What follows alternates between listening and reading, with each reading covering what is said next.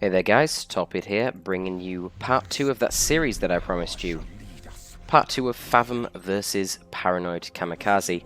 And Paranoid's going with his trusty apothecary again. He is a Space Marine main through and through, though he does normally play the Force Commander, though I think that recently it's all been about the APO for him.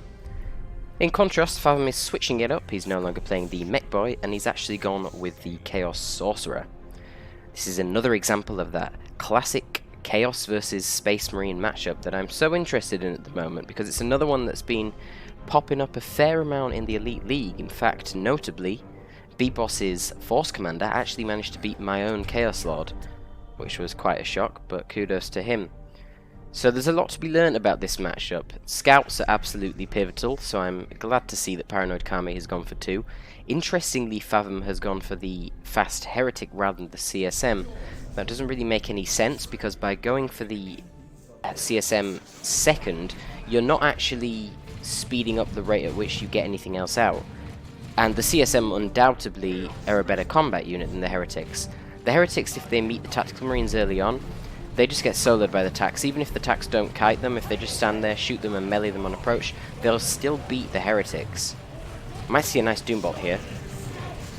Come on, use your Doombot, Fathom.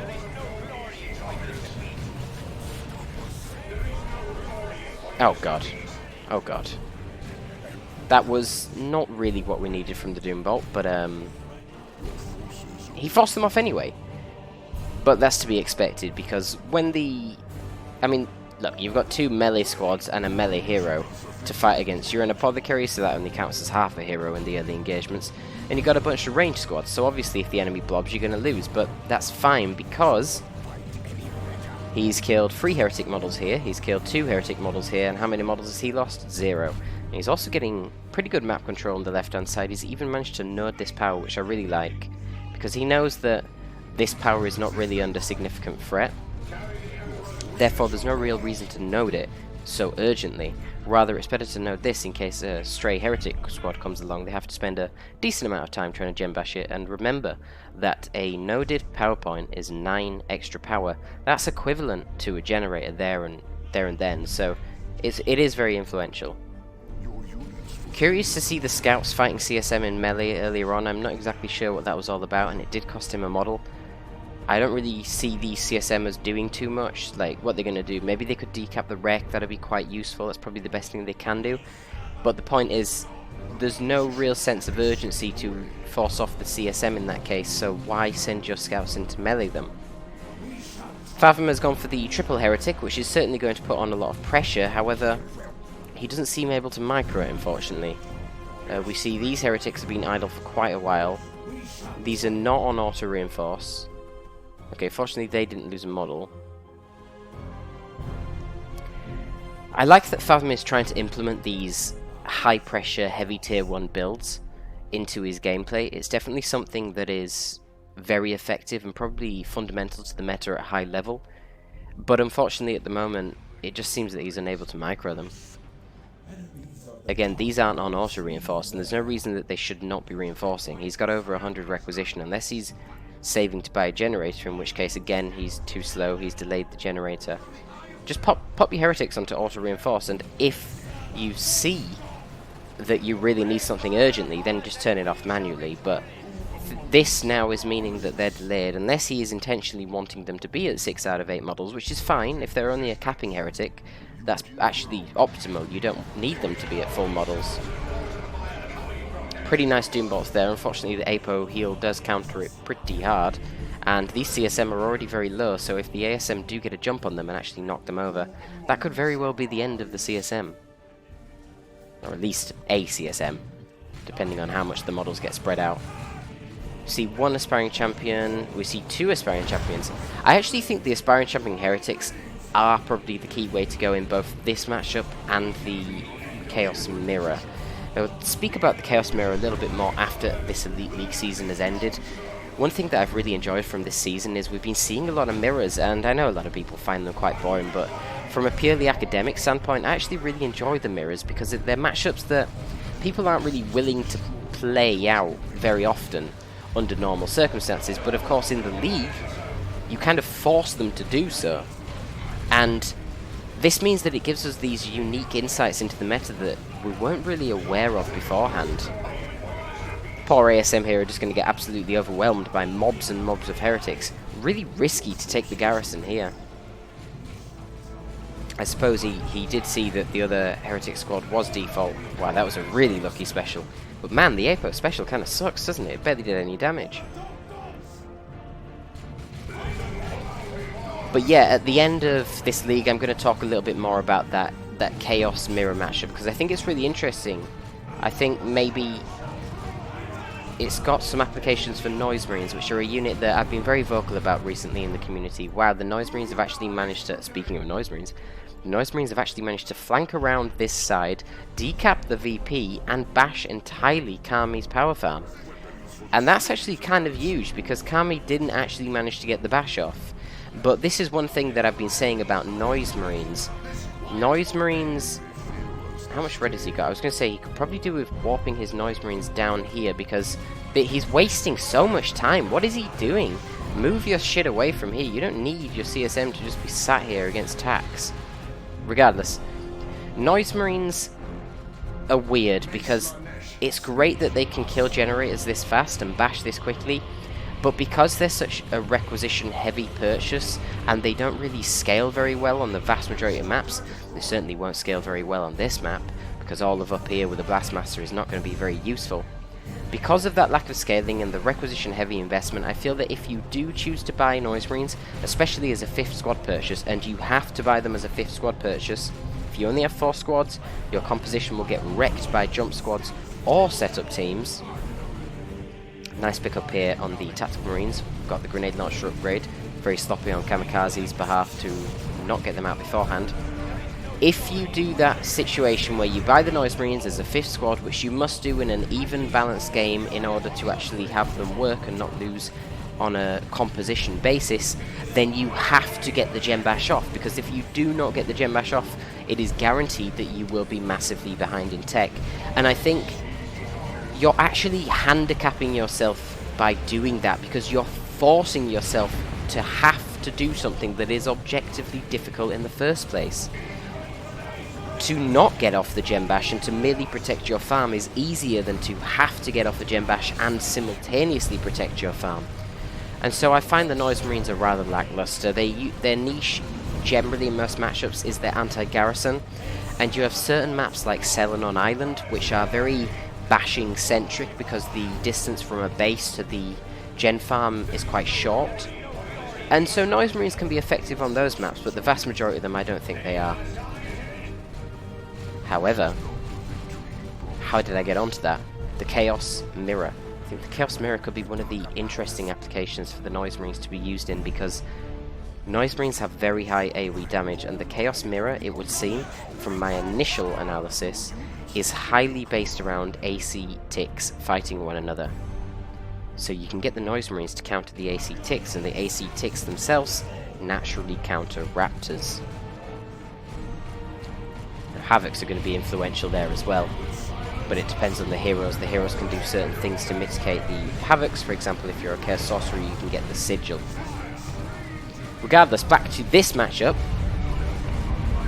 The builds here are pretty conventional, really, except from the Noise Marines, though as I say, Noise Marines as a 5th purchase are viable to an extent, but they force you to have to get the bash.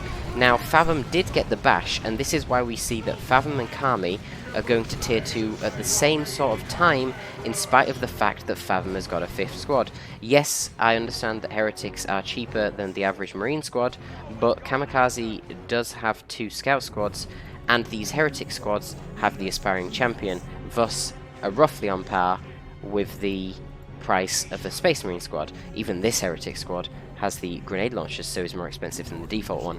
In contrast, Paranoid Scouts are default, so actually Paranoid has a way cheaper build. Yet, Fathom got the bash, and therefore he's getting out the earlier vehicle. How much power has Kamikaze got? Okay, he's only got 40 because he's not fully managed to replenish his gem farm from the earlier bash. So in this instance, it seems like the Noise Marines are going to pay off, but my problem is, why did Kamikaze allow the Noise Marines to go up this way? I don't know why I keep calling him Kamikaze and not Paranoid. I'm not sure. I think I just prefer the name Kamikaze. Anyway, why did the Noise Marines... Why were they allowed to sneak up this way and get the full gem bash off? Were this an evenly balanced game? I really see no reason why the Apothecary had to allow that. He should have forced off the Noise Marines with the ASM and then moved his entire blob down this way, securing the VP and then getting the bash. In that case, he would get the bash, and even if he doesn't get the bash, it's fine because he's gone for a lighter tier 1 and protected his power, and therefore he'd get to tier 2 quicker and can get that Razorback out to bleed the enemy Chaos player.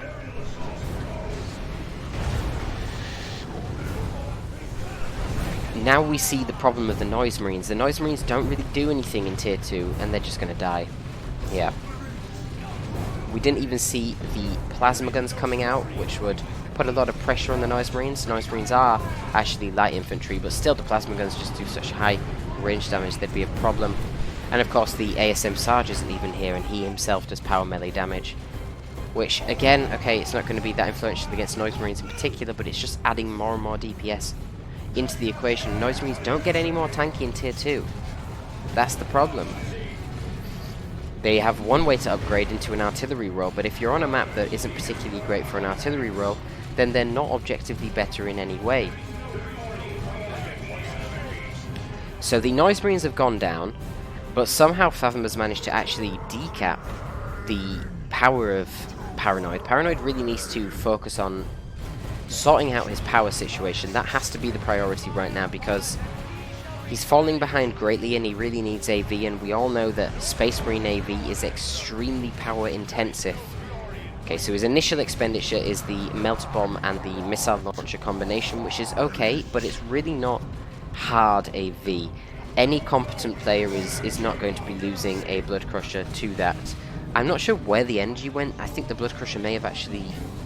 Did he charge over here? I think I might have caught him using the Demonic Roar, potentially.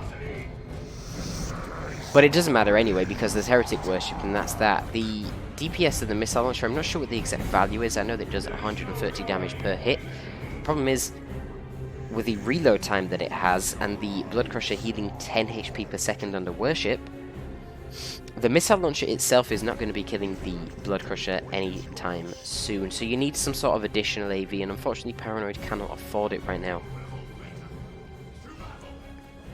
So he has a couple of options that he can go for. He could go for the Plasma Devs due to the lack of power that he has, but they're not really going to be very effective on this map because there isn't a central lane that the opponent wants to continuously push through.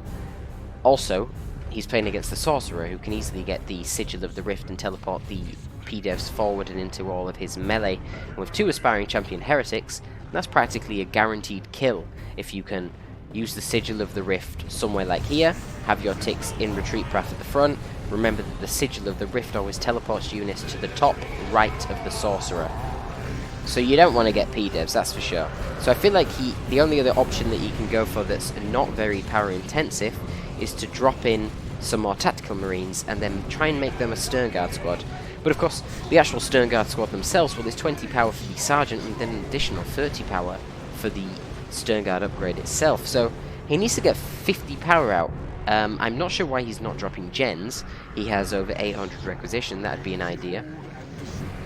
I mean, honestly, with this level of requisition, he doesn't even need to use the global drop pod to drop in the tax. Just buy them flat out. Save your red for an Angels of Death, which could be used in a crucial engagement to help you try and take out the Blood Crusher. I don't really know how the Apothecary has managed to get to level 4, but he is, and that's going to be extremely powerful. So they're looking at 34 damage with the Purification Rites per model. It's quite a big spike of damage. Blood Crusher needs to be careful here. Yeah, we do see some worship. He's going to get that Blood Crusher infiltrated, so he will survive another shot.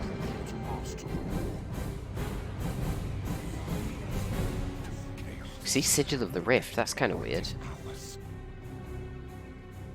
I'm not sure what Fathom is buying the Sigil of the Rift for. Maybe he's going for some sort of sneaky gem bashes. Maybe he predicts that a Razorback or something similar is going to be coming out onto the field, and therefore he wants to use the Sigil of the Rift with the Plague Marines to get them into range of the Razorback.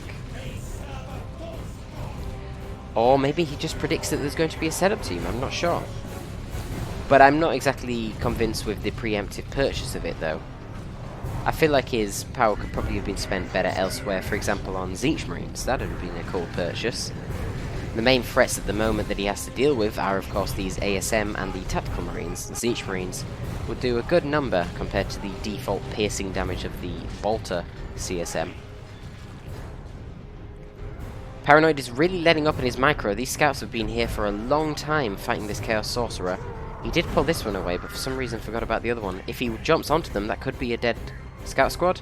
No, the attention is diverted down here. The ASM have lost a lot of health, and 2 models, including the damn Sergeant. Gotta hate when that Sergeant falls so early.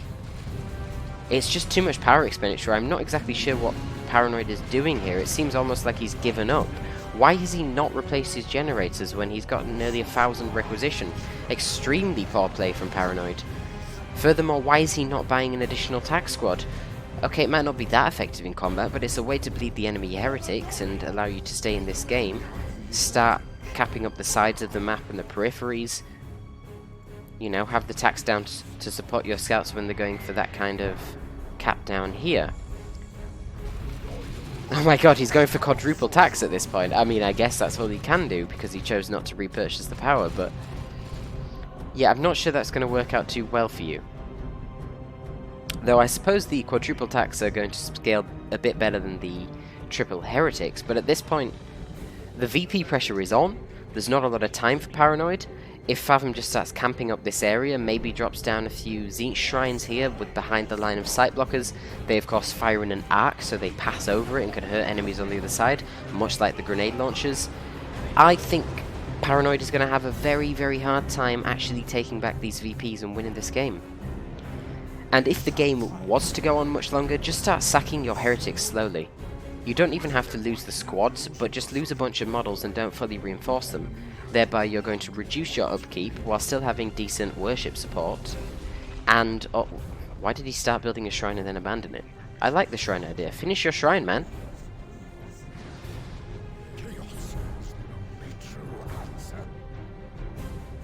This is really weird.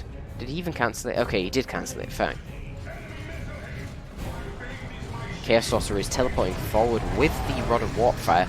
I don't really like this Rod of Warpfire purchase because you've already got massive energy expenditure with the teleport and the sigil and of course the Doom Boss ability.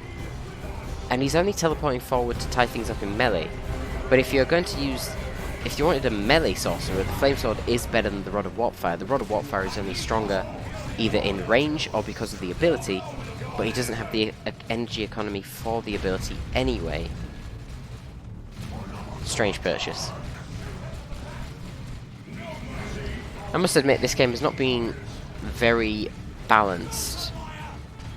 Kami has continued to stay in the game, though he might actually get a few wipes here, to be honest. Maybe if he forces melee on this aspiring champion heretic squad. Nope, of course he doesn't bother doing that. That would require too much micro and effort. He's tried to stay in the game, taking these fights with the APO and mitigating his bleed, but ultimately he's never replaced his generators, which is quite vexing to me. He got to the point of having 1,000 requisition without replacing his generators. I mean, this is carelessness from on another level. Like, I don't understand it. We do see the Rod of Warpfire coming down here. Wow, that actually killed a tac model. God damn. I was going to say not the best usage of it. Surely you'd use it on the free models that are blobbed up here, do it horizontally, but I guess it got a tac model, so fair enough. I'll give Fathom the benefit of the doubt in this case.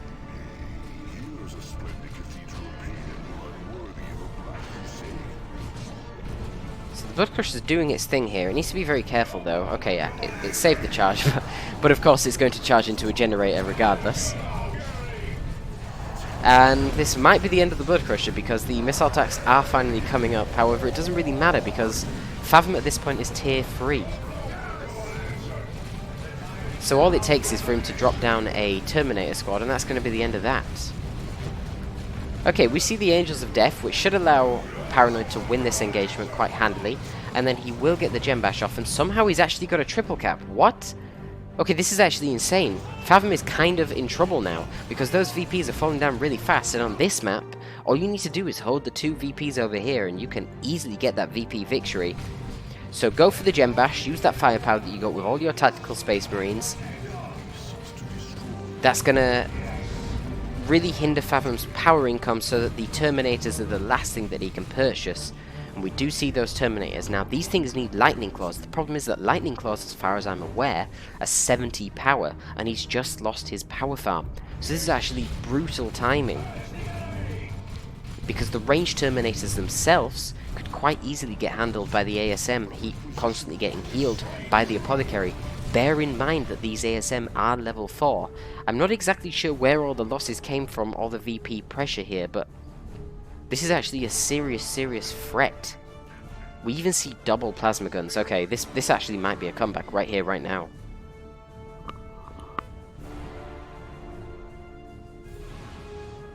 Okay, so the Terminators are teleporting forward. They're going for the VP. He sees that the VP is the main concern right now. Unfortunately, they're taking huge amounts of damage from all these ranged attacks. He actually got a direct hit with a missile, and those heretics just got annihilated thanks to the Merciless Strike from level 4 ASM.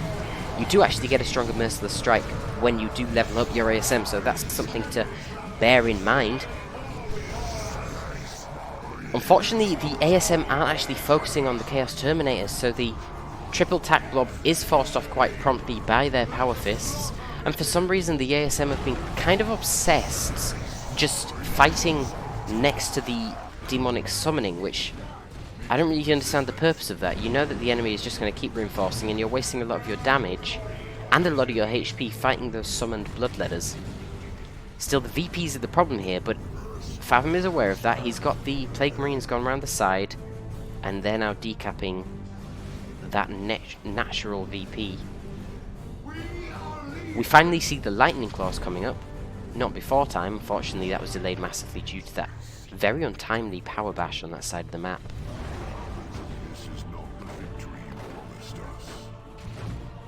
Scouts doing what they can to disrupt the Plague Marines, but it's a little bit late. They've got that cap, so yeah, that's the better option. Just get your scouts on the cap and make sure you don't lose on VPs. These attacks could actually do with ignoring the Plague Marines and just moving forward and going for this decap, because unfortunately for Paranoid, Fathom has done the correct thing here and he's split up perfectly. He knows that he only needs to hold 2 VPs for a short period of time to win this game, so he's teleported his Sorcerer along here. He can defend this for a while. Even if something comes to cap it, he can use the Warp Fire ability, or the Sigil of the Rift even, to disrupt the cap temporarily, and he's left his 2 melee units to defend. Not exactly sure why the Terminators teleported forward.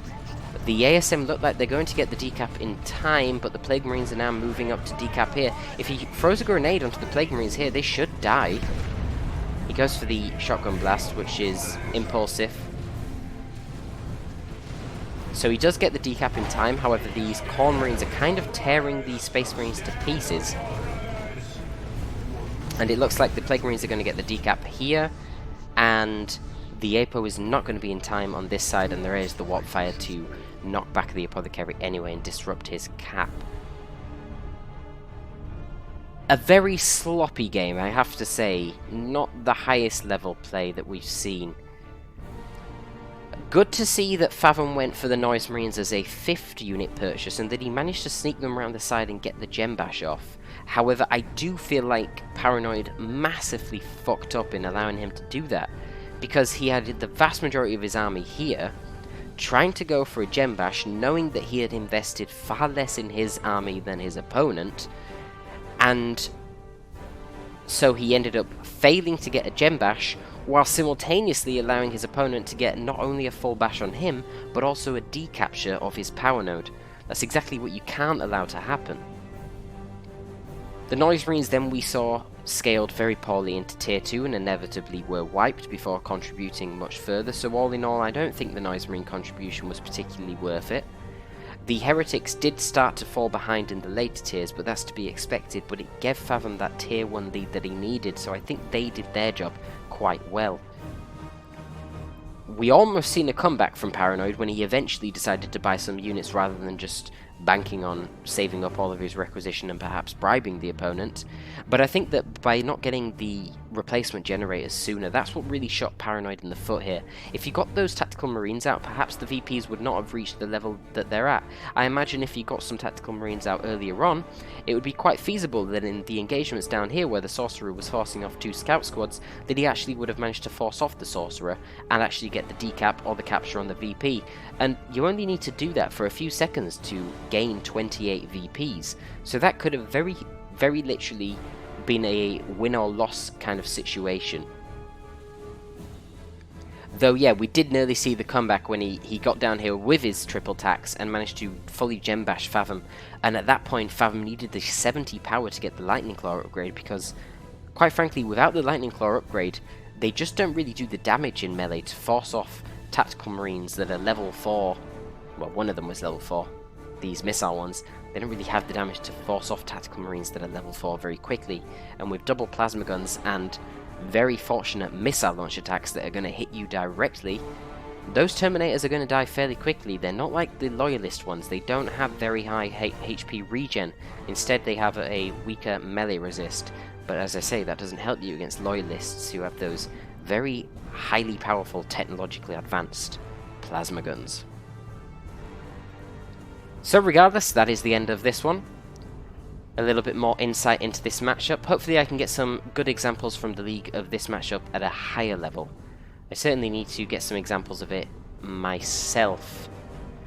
There's going to be some Chaos Sorcerer gameplay coming from me for sure, but there's likely going to be some Apothecary as well. I've actually got Shroom to play. In fact, by the time this video gets out, I probably will have already played Shroom, and he's a Chaos main, if any of you guys don't know. Quite a powerful one at that, but I intend to try and beat him with my Space Marines. But we'll see, we'll see. We'll see if the maps allow it. I would like to go unbeaten in the league so far. As for this cast, that is going to be all. Hope you enjoyed it. Hope you found it mildly insightful. Thank you for watching. And that is Torpid out.